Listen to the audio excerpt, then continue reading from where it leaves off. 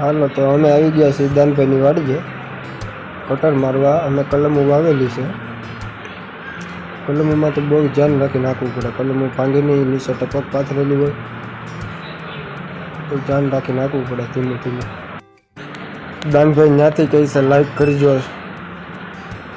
દાનભાઈ મૂક્યો છે ચા. હાલો બધા ચા પીવા. દાનભાઈ હાથ કરે છે ચા પીવાનો.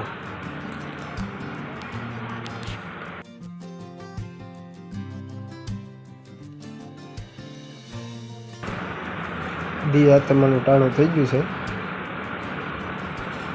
દરેક સૂર્યનારાયણ દેખાય છે.